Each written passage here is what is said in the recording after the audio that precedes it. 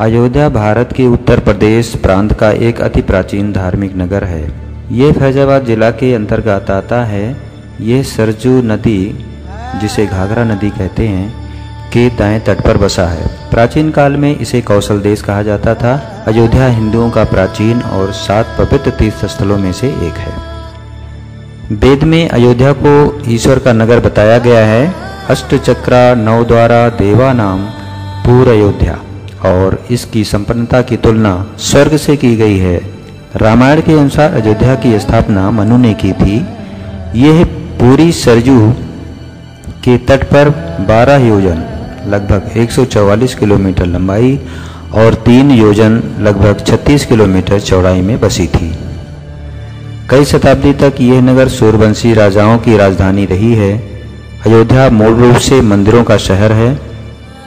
यहाँ आज भी हिंदू, बौद्ध, इस्लाम एवं जैन धर्म से जुड़े अवशेष देखे जा सकते हैं। जैन मत के अनुसार यहाँ आदिनाथ सहित 5 तीर्थंकरों का जन्म हुआ था। इसका महत्व इसके प्राचीन इतिहास में निहित है, क्योंकि भारत के प्रसिद्ध एवं प्रतापी क्षत्रियों सूर्यवंशी की राजधानी यही नगर रहा है।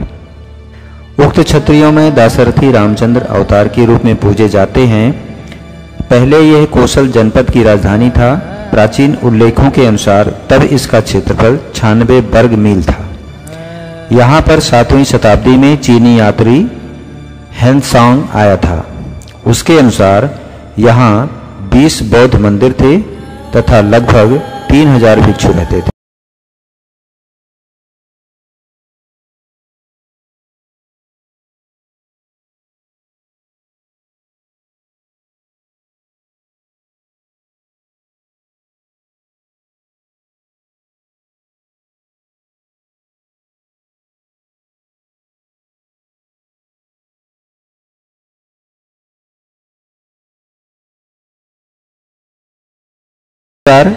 इस स्थल के पास सांप्रदायिक दंगे हुए। 1859 ब्रितानी शासकों ने विवादित स्थल पर बाड़ लगा दी और परिसर के भीतरी हिस्से में मुसलमानों को और बाहरी हिस्से में हिंदुओं को प्रार्थना करने की अनुमति दे दी। 1949 वैसे तो राम मंदिर, बाबरी मस्जिद पर मालिकाना हक का मामला तो बरसों पुराना है, लेकिन यह अदालत पहुंचा 1949 में। 1885 इस विवादित मामले की गहराई में जाएं तो पता चलता है कि यह अभी का झगड़ा नहीं है, बल्कि 1885 से चला आ रहा है। कुछ हिंदू संगठन के दस्तावेजों पर नजर डाली जाए तो उससे पता चलता है कि बाबर ने मंदिर तोड़कर इस विवादित स्थल पर मस्जिद बनवाई थी। लेकिन इतिहास कुछ और ही कहता है, जिसके तहत बाबर कभी अयोध्या गया ही नहीं। अंग्रेजी शासनकाल के दौरान 1885 में महंत रघुवीर दास ने फैजाबाद न्यायालय में एक मुकदमा दायर किया था, जिसमें कहा गया था कि राम जन्म स्थान एक चबूतरा है जो मस्जिद से अलग उसके सामने है, जिसकी लंबाई पूर्व पश्चिम 21 फीट और चौड़ाई उत्तर दक्षिण 17 फीट है। महंत स्वयं वो हिंदू इसकी पूजा करते हैं। इस दावे में यह भी कहा गया था कि यह चबूतरा चारों ओर से खुला है। सर्दी, गर्मी और बरसात में पूजा करने वालों को कठिनाई होती है, इसलिए इस पर मंदिर बनाने की अनुमति दी जाए। सरकार ने मंदिर बनाने से रोक दिया है, इसलिए न्यायालय सरकार को आदेश दे कि वह मंदिर बनाने दे। प्राप्त आंकड़ों के आधार पर 24 दिसंबर 1885 को फैजाबाद के सब जज पंडित हरिकृष्ण ने महंत रघुवीर दास की अपील यह कहते हुए खारिज कर दी थी कि मस्जिद के सामने मंदिर की इजाज़त देने से हिंदू मुसलमान के बीच झगड़े और खून खराबी की बुनियाद पड़ जाएगी।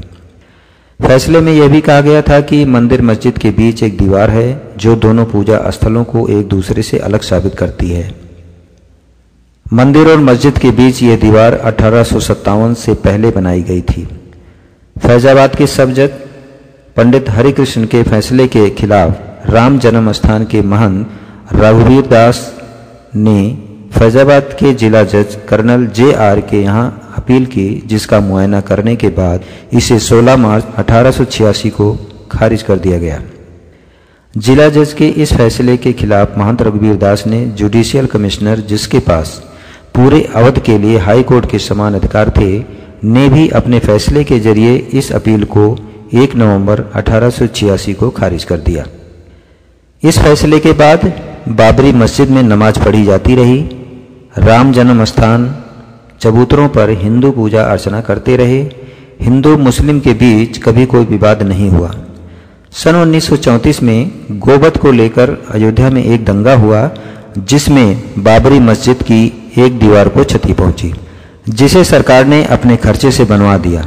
15 अगस्त 1947 को देश आज़ाद हुआ।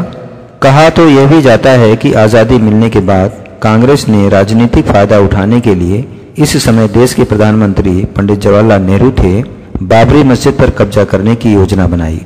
22-23 दिसंबर 1949 की रात्रि कुछ शरारती लोगों ने बाबरी मस्जिद में मूर्तियां रख दी, जिसकी सूचना संबंधित थाने के कांस्टेबल माता प्रसाद ने थाना इंचार्ज राम दुबे को दी। राम दुबे ने एक नाम दर्ज FIR की, जिसमें कहा गया कि मुलजिमान रामास, राम शुक्लदास, सुदर्शन दास वो 50-60 आदमी अज्ञात ने बलवा करके मस्जिद में मूर्तियां रख कर उसे नापाक किया। मुलजिमान को ड्यूटी पर लगे लोगों और दूसरे आदमियों ने देखा, जिससे मुकदमा तैयार किया गया, जो सही है। थाना इंचार्ज राम दुबे की FIR की बुनियाद पर Markandey Singh additional city magistrate ने 29 दिसंबर 1949 को धारा 145 के तहत बाबरी मस्जिद कुर्क कर दी। इसके बाद बाबरी मस्जिद राम जन्मभूमि के तमाम मुकदमों को एग्जा कर दावा नंबर 12/1261 हाई कोर्ट लखनऊ के हवाले कर दिया गया। 1949। वैसे तो राम मंदिर बाबरी मस्जिद पर मालिकाना हक का मामला तो बरसों पुराना है, लेकिन यह अदालत पहुंचा 1949 में। यह विवाद 23 दिसंबर 1949 को शुरू हुआ, जब सवेरे बाबरी मस्जिद का दरवाज़ा खोलने पर पाया गया कि उसके भीतर हिंदुओं ने आराध्य देव राम के बाल रूप की मूर्तियां रखी थी। इस जगह हिंदुओं के आराध्य राम की जन्मभूमि होने का दावा करने वाले हिंदू कट्टरपंथियों ने कहा था कि रामलला यहाँ प्रकट हुए हैं, लेकिन मुसलमानों का आरोप है कि रात में किसी ने चुपचाप बाबरी मस्जिद में घुसकर ये मूर्तियां वहां रख दी थी। 16 जनवरी 1950 को गोपाल सिंह विशारद ने फैजाबाद की जिला अदालत में अर्जी दी कि हिंदुओं को उनके भगवान के दर्शन और पूजा का अधिकार दिया जाए। मुकदमा संख्या 2/1950 दर्ज करवाकर अनुरोध किया गया कि गर्भगृह में रखी मूर्तियां न हटाने और पूजा व दर्शन की अनुमति मांगी। उसी दिन इसका अस्थायी आदेश दिया गया। पूजा शुरू 19 जनवरी 1950 को फैजाबाद के सिविल जज ने इन दोनों अर्जियों पर एक साथ सुनवाई की और मूर्तियां हटाने की कोशिशों पर रोक लगाने के साथ साथ इन मूर्तियों के रखरखाव और हिंदुओं को बंद दरवाजे के बाहर से ही इन मूर्तियों के दर्शन करने की इजाज़त दे दी। साथ ही अदालत ने मुसलमानों पर पाबंदी लगा दी कि वह इस विवादित मस्जिद के 300 मीटर के दायरे में न आए। दिगंबर अखाड़ा ने महंत और राम जन्मभूमि न्यास के अध्यक्ष परमहंस रामचंद्र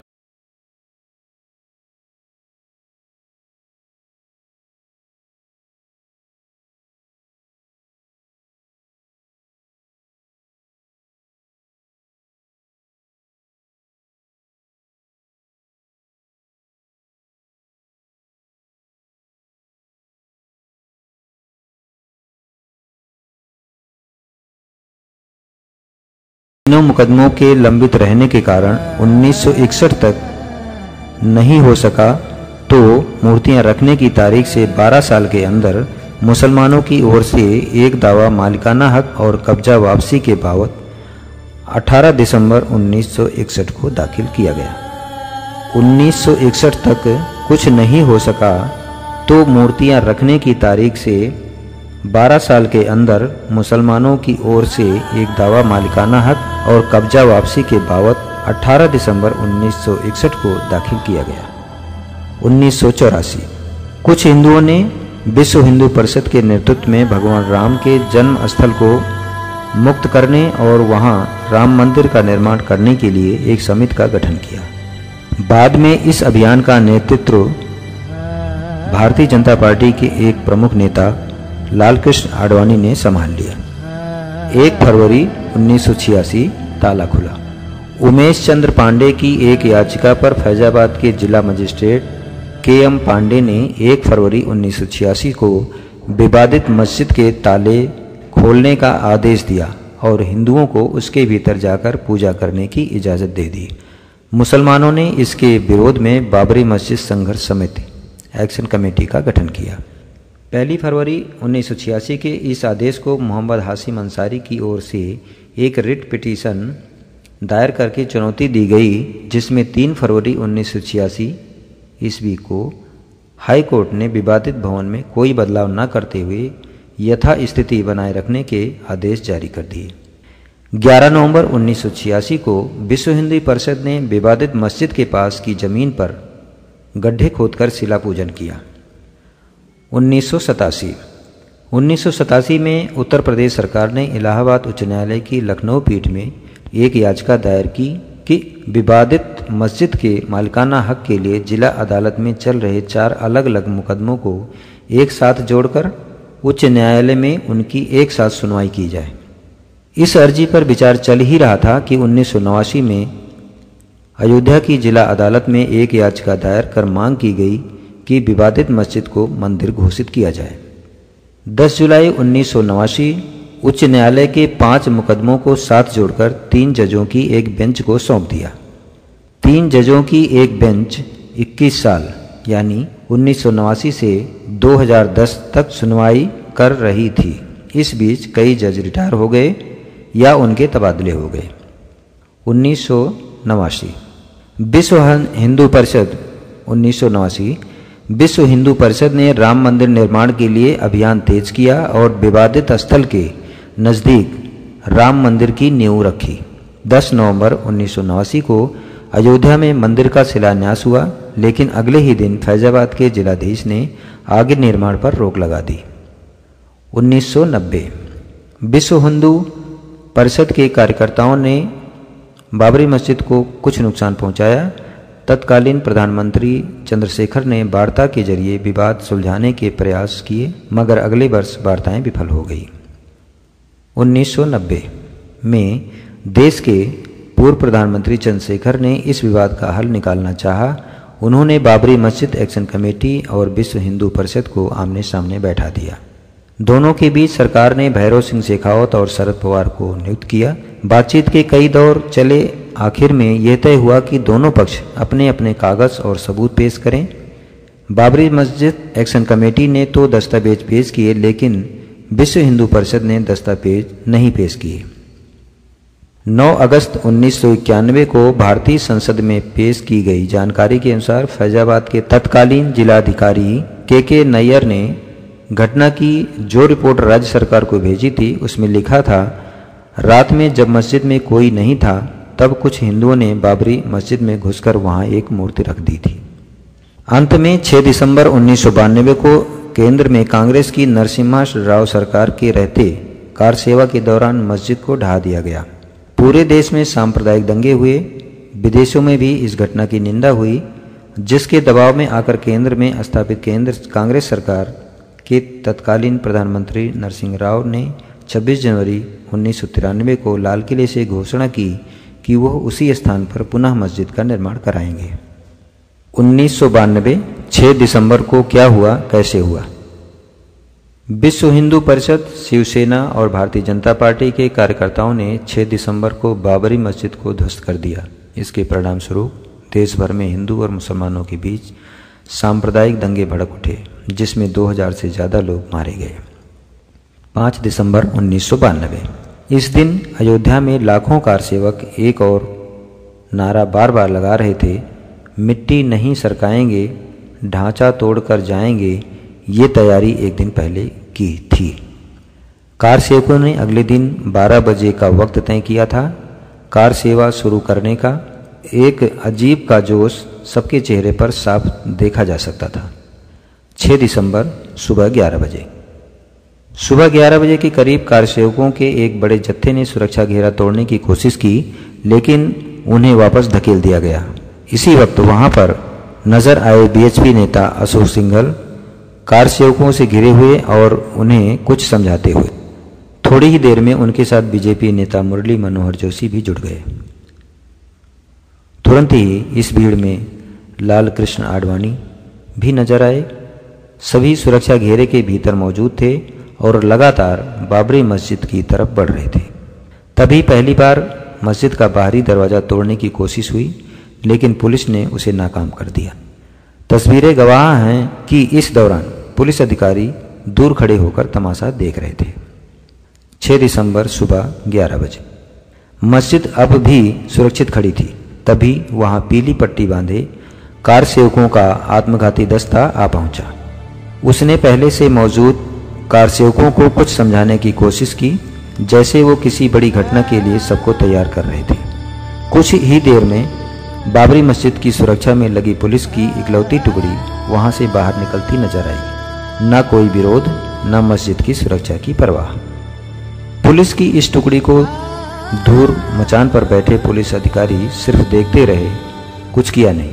मस्जिद से पुलिस के हटने के तुरंत बाद मेन गेट पर दूसरा और बड़ा धावा बोला गया। जो पुलिस वाले वहां बचे रह गए थे वो भी पीठ दिखाकर भाग खड़े हुए। 6 दिसंबर दोपहर के 12 बजे। दोपहर 12 बजे एक शंखनाद पूरे इलाके में गूंज उठा। कारसेवकों के नारे की आवाज़ पूरे इलाके में गूंजती।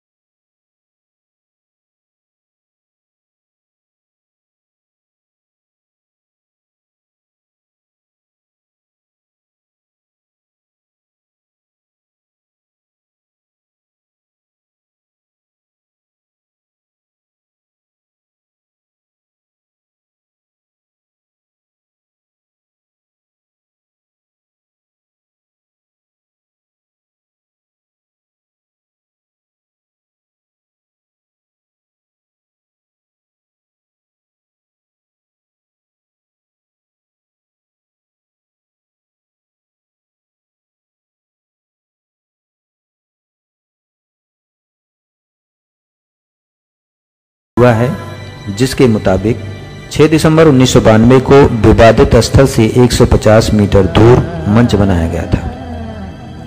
इस मंच पर आडवाणी के अलावा मुरली मनोहर जोशी, उमा भारती, विनय कटियार, विश्व हिंदू परिषद के अशोक सिंघल, गिरिराज किशोर, विष्णुहरि डालमिया और साध्वी ऋतंभरा मौजूद थे। तीनों गुंबद गिरने के बाद मंच पर खुशी और जश्न का माहौल था।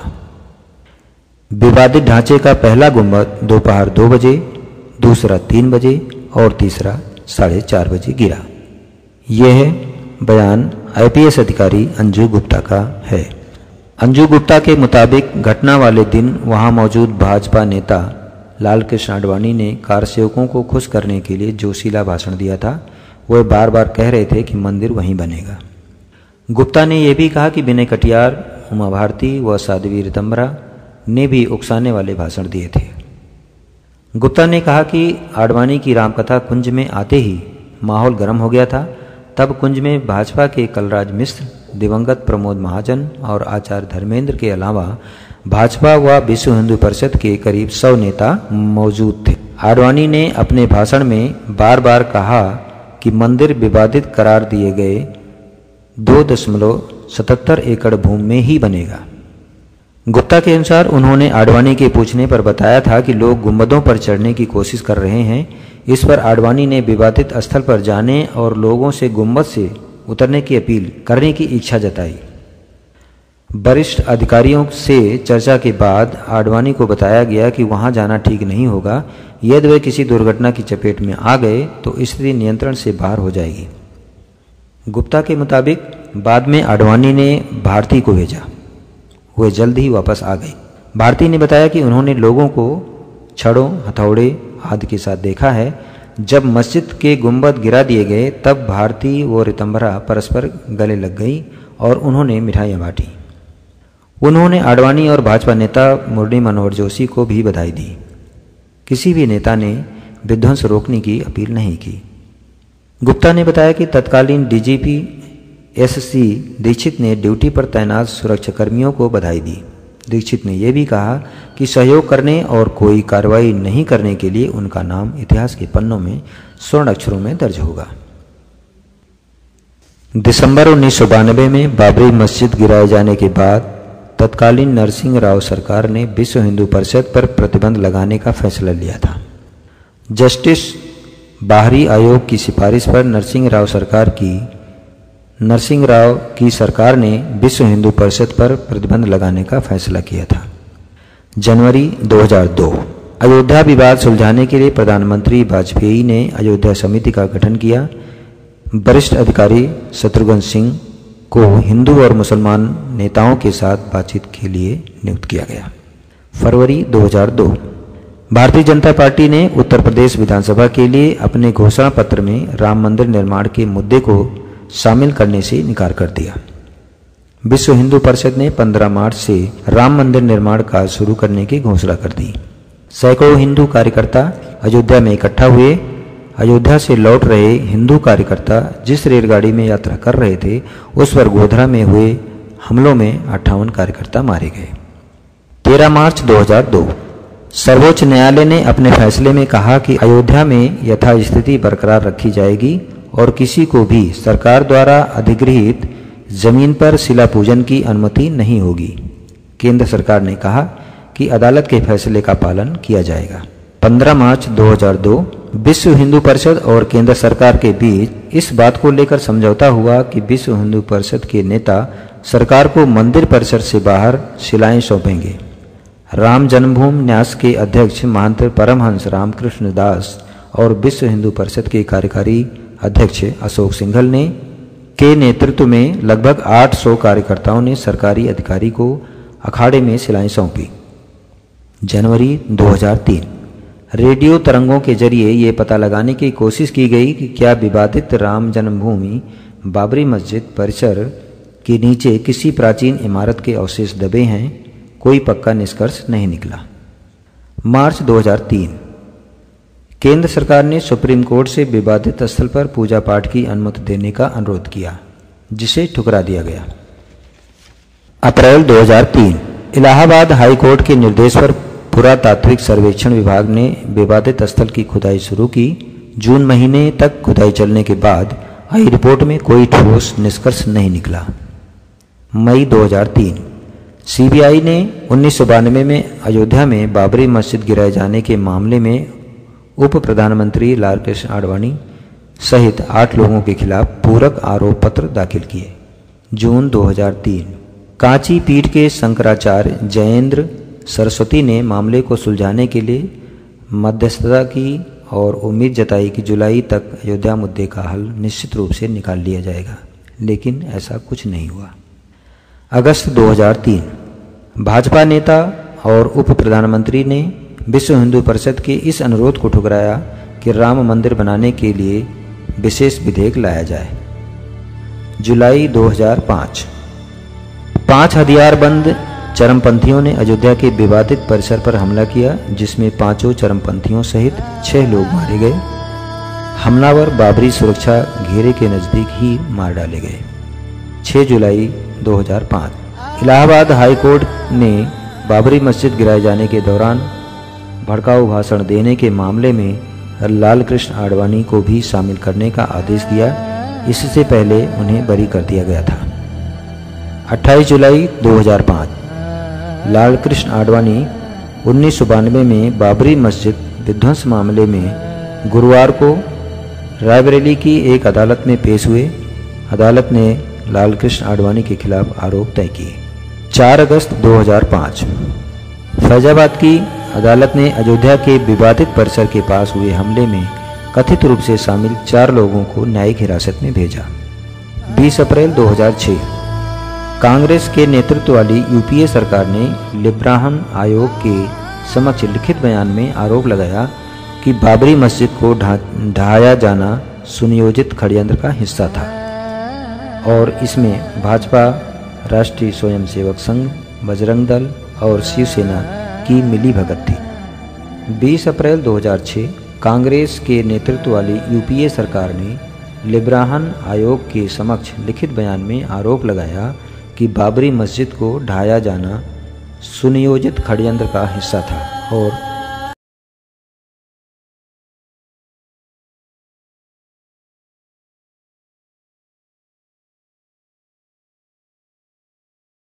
2007 कांग्रेस सांसद राहुल गांधी ने चुनावी दौरे के बीच कहा कि अगर नेहरू गांधी परिवार का कोई सदस्य प्रधानमंत्री होता तो बाबरी मस्जिद ना गिरी होती। उनके इस बयान पर तीखी प्रतिक्रिया हुई। 30 जून 2009 बाबरी मस्जिद ढहाए जाने के मामले की जांच के लिए गठित लिब्राहन आयोग ने 17 वर्षों के बाद अपनी रिपोर्ट प्रधानमंत्री मनमोहन सिंह को सौंपी। 7 जुलाई 2009 उत्तर प्रदेश ने एक हलफनामे में स्वीकार किया कि अयोध्या विवाद से जुड़ी 23 महत्वपूर्ण फाइलें सचिवालय से गायब हो गई हैं। 24 नवंबर 2009 लिब्राहन आयोग की रिपोर्ट संसद के दोनों सदनों में पेश। आयोग ने अटल बिहारी वाजपेयी और मीडिया को दोषी ठहराया और नरसिंह राव सरकार को क्लीन चिट दे दी। 20 मई 2010 बाबरी विध्वंस के मामले में लालकृष्ण आडवाणी और अन्य नेताओं के खिलाफ आपराधिक मुकदमा चलाने को लेकर दायर पुनरीक्षण याचिका हाई कोर्ट में खारिज। 26 जुलाई 2010 राम जन्मभूमि को बाबरी मस्जिद के स्वत्व निर्धारण या टाइटल सूट पर सुनवाई पूरी। अपने दावे के पक्ष में हिंदुओं ने 54 और मुस्लिम पक्ष ने 34 गवाह पेश किए। इनमें धार्मिक विद्वान, इतिहासकार और पुरातत्व जानकार शामिल हैं। मुस्लिम पक्ष ने अपने समर्थन में 12 हिंदुओं को भी गवाह के तौर पर पेश किया।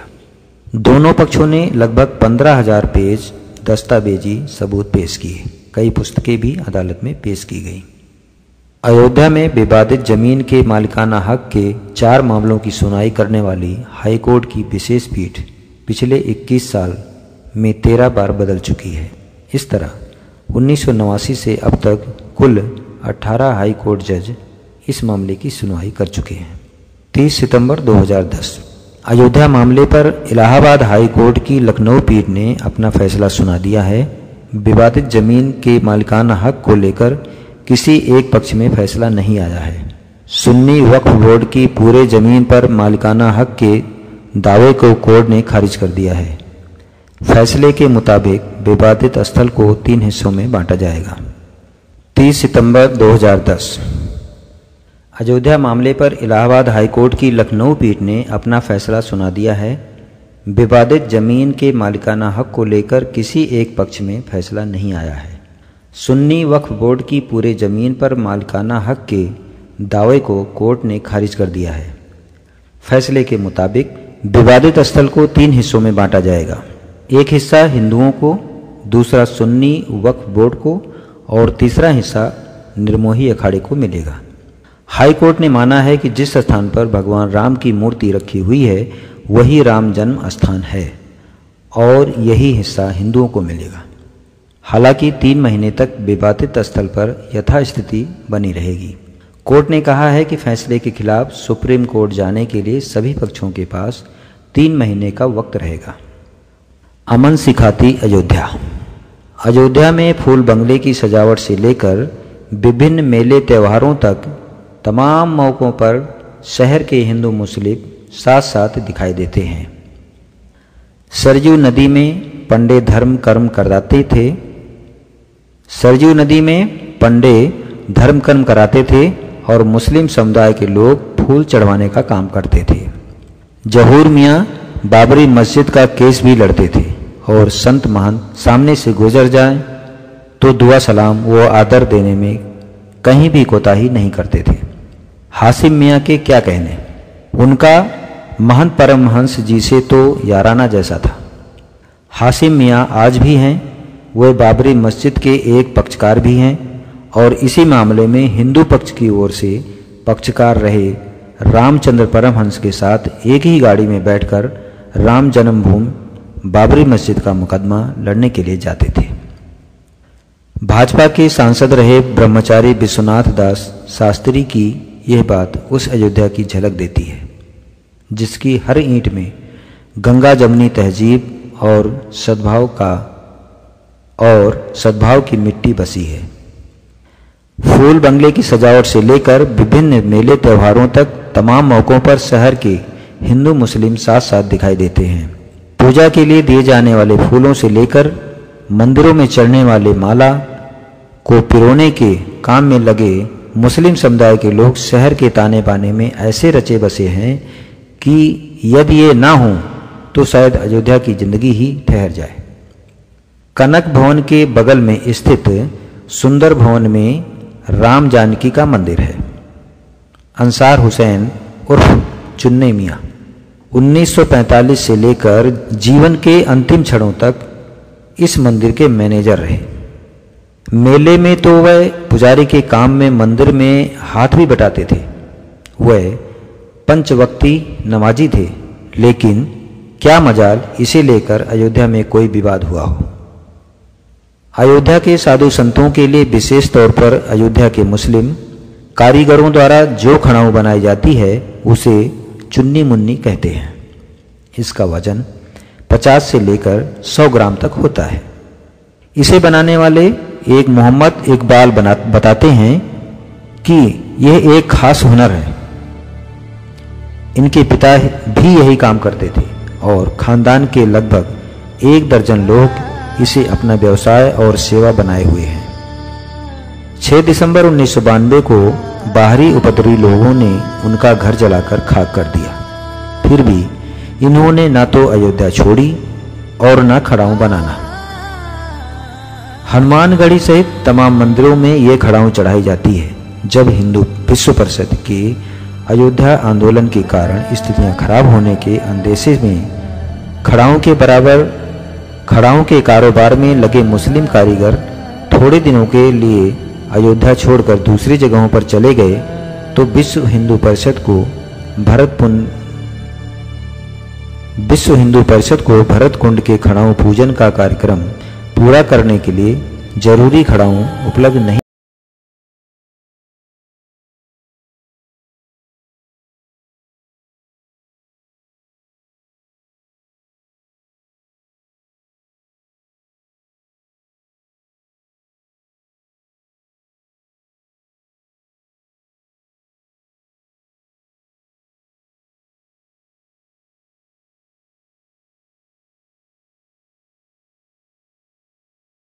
फैजाबाद के सेटलमेंट कमिश्नर रहे पी कार्नेगी ने भी 1870 में लिखी अपनी रिपोर्ट में इस आशय के कई उल्लेख किए हैं।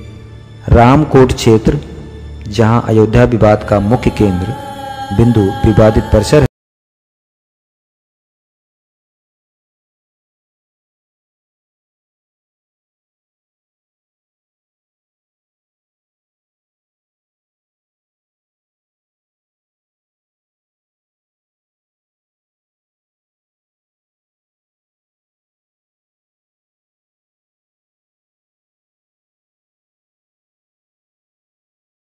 संप्रदाय का मंदिर है और कार्नेगी ने लिखा है कि इसके लिए जमीन अवध के नवाब मंसूर अली खान ने दी थी।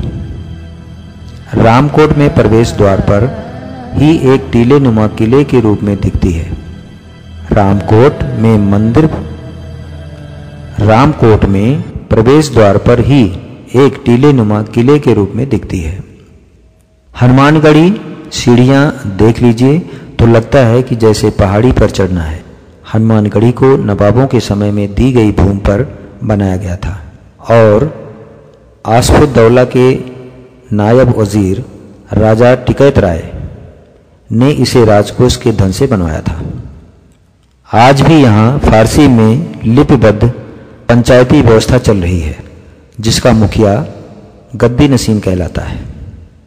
इस समय रमेश दास जी इसके गद्दी नसीन हैं। हनुमानगढ़ी के महंत ज्ञानदास ने 2003 में अयोध्या के इतिहास में हनुमानगढ़ी परिसर में रोज़ा इफ्तार का आयोजन करके हिंदू मुस्लिम के बीच अयोध्या आंदोलन फलस्वरूप आई कुछ दूरियों को समाप्त करने के लिए एक नया अध्याय खोला और इसके बाद सादिक खां उर्फ बाबू टेलर ने मस्जिद परिषद में हनुमान चालीसा का पाठ कराकर अवध की उसी गंगा जमुनी तहजीब का परिचय दिया, जिसका अयोध्या भी एक हिस्सा है। हनुमानगढ़ी के महंत खट दर्शन अखाड़ा परिषद के अध्यक्ष महंत ज्ञानदास कहते हैं कि नागपनी संस्कार में उनके गुरु द्वारा बनाया गया था और अवध के नवाब आसफुद्दौला और सूबेदार मंसूर अली खान के समय में मंदिर को दान मिला था। महंत ज्ञानदास फारसी में लिखे उस फरमान को दिखाते हैं जिसके अनुसार मंदिर को दान मिला।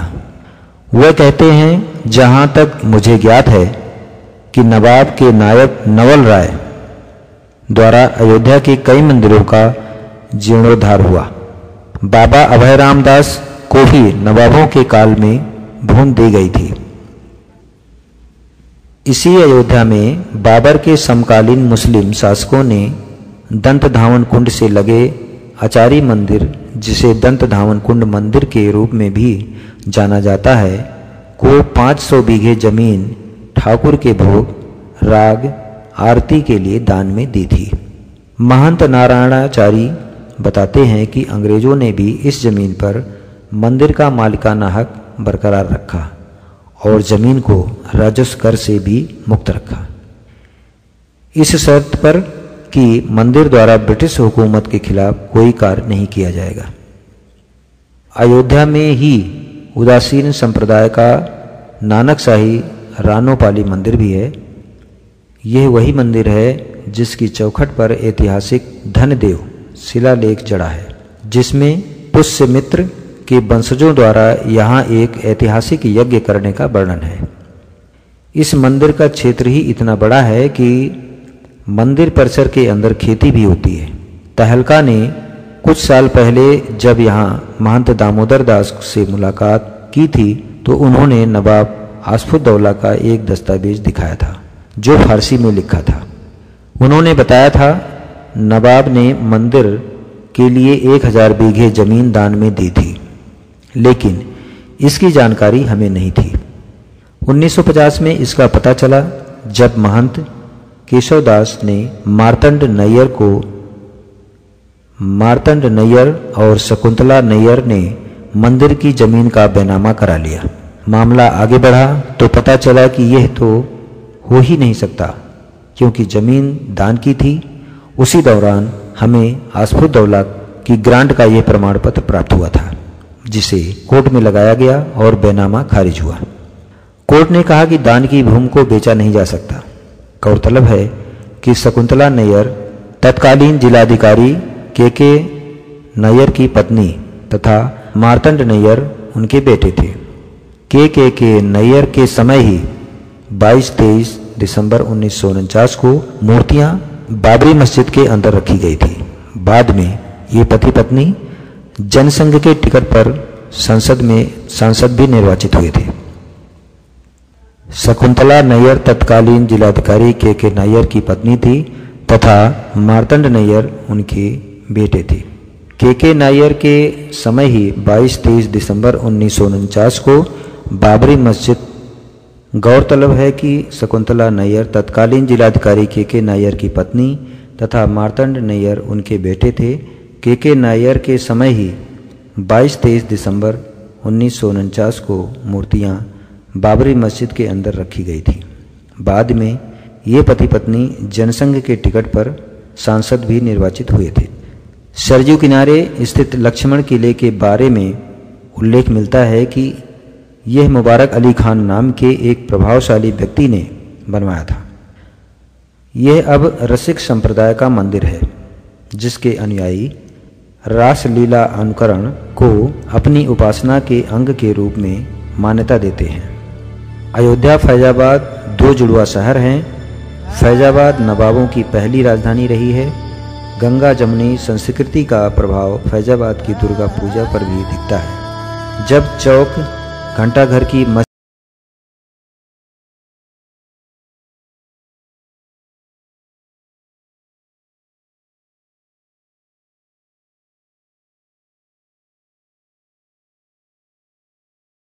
के अटूट रिश्तों का जीवंत उदाहरण। अयोध्या पूरे देश को झकझोर कर रख देने वाली अयोध्या की 6 दिसंबर 1992 को विवादित ढांचा ढहने की घटना के बाद भी यहाँ हिंदू मुसलमानों के अटूट रिश्तों पर कोई फर्क नहीं पड़ा, जिसके कई जीवंत उदाहरण अभी भी मौजूद हैं। विवादित ढांचा ध्वस्त होने के बाद देश के कई हिस्सों में खून खराबा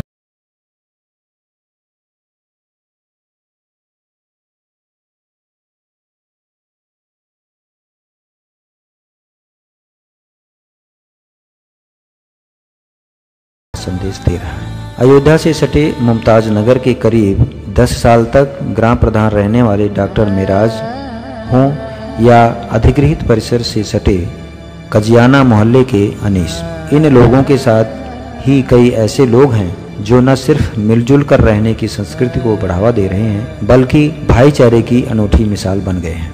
पूरे क्षेत्र में मुमताज नगर की रामलीला मशहूर है। इस रामलीला कमेटी के संयोजक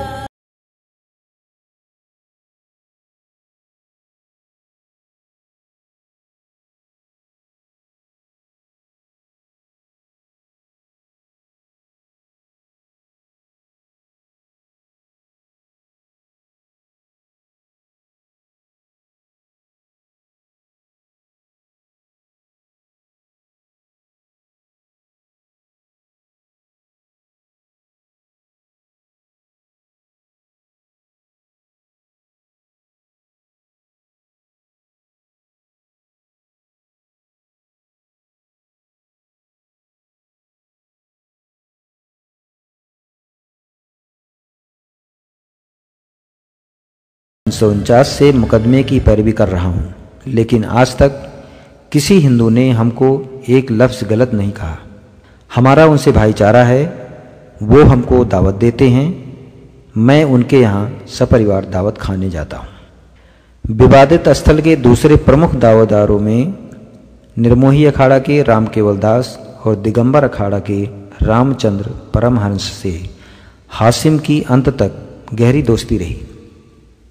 परमहंस और हासिम तो अक्सर एक ही रिक्शे या कार में बैठकर मुकदमे की पैरवी के लिए अदालत जाते थे और साथ ही चाय नाश्ता करते थे। उनके ये दोनों दोस्त अब जीवित नहीं रहे। मुकदमे के एक और वादी भगवान सिंह विशारद भी नहीं रहे। हासिम के समकालीन लोगों में निर्मोही अखाड़ा की ओर से मुकदमे के मुख्य पैरोकार महंत भास्कर दास जीवित हैं। हासिम के समकालीन लोगों में निर्मोही अखाड़ा की ओर से मुकदमे के मुख्य पैरोकार महंत भास्कर दास जीवित हैं। अयोध्या में फूल बन रहे मजहबी एकता की मिसाल। फूलों से जहन में खुशबू का एहसास होता है, लेकिन अयोध्या में मुस्लिम समुदाय के कुछ लोग इन्हीं फूलों के जरिए कौमी एकता का एक खूबसूरत पैगाम भी दे रहे हैं। इनके द्वारा बनाई गई फूल की मालाएं श्रद्धालु यहाँ के मंदिरों में पूरे भक्तिभाव से अर्पित करते हैं। अयोध्या के अशरफी भवन के पास रहने वाले करीब 15 मुस्लिम परिवार दशकों से हिंदू श्रद्धालुओं के लिए फूले की हार मालाएं व अन्य सजावटी सामान बनाने का काम कर रहे हैं।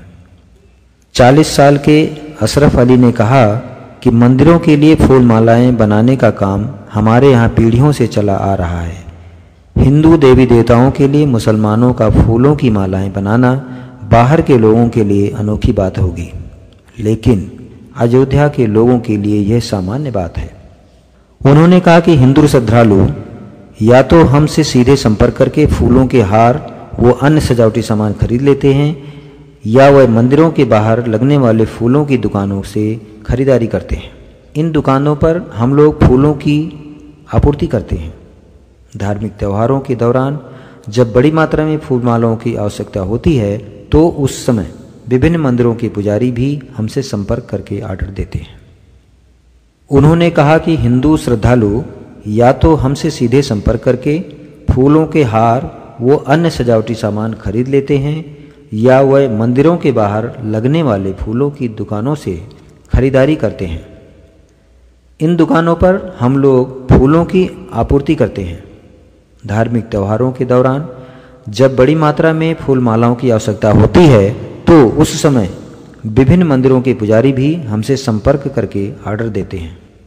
कई मुस्लिम परिवारों के खुद के फूलों के बगीचे हैं तो कुछ मालाएं बनाने के लिए बाहर से भी फूल खरीद कर लाते हैं। ज़्यादा मुनाफा वाला व्यवसाय न होने के बावजूद ये लोग इससे लगातार जुड़े हुए हैं। उनका मानना है कि हिंदू श्रद्धालुओं के लिए मालाएं बनाना अब उनके लिए एक व्यवसाय से ज़्यादा जिम्मेदारी बन गई है। यहाँ के निवासी सलीम के मुताबिक वो खुद को भाग्यशाली मानते हैं कि ईश्वर ने उन्हें श्रद्धालुओं की मदद करने वाला काम सौंपा है। फूल की मालाएं बनाने वाले मुस्लिम परिवार रोज 200 से 250 रुपये कमाते हैं, लेकिन उत्सव के दौरान उनकी कमाई बढ़ जाती है। फूल व्यवसायी मेहताब ने बताया कि वो धार्मिक त्योहारों और उत्सवों के दौरान आम दिनों के मुकाबले 2 से 3 गुना कमाई कर लेते हैं। अयोध्या मामले पर मालिकाना हक को लेकर आने वाले अदालत के फैसले के बारे में पूछने पर वो कहते हैं कि फैसले से उन्हें कोई फर्क नहीं पड़ेगा। तो आज हमने अयोध्या की पूरी कहानी सुनाई। आपको ये कहानी अच्छी लगे तो आप इस वीडियो को शेयर ज़रूर करें और सब्सक्राइब ज़रूर करें।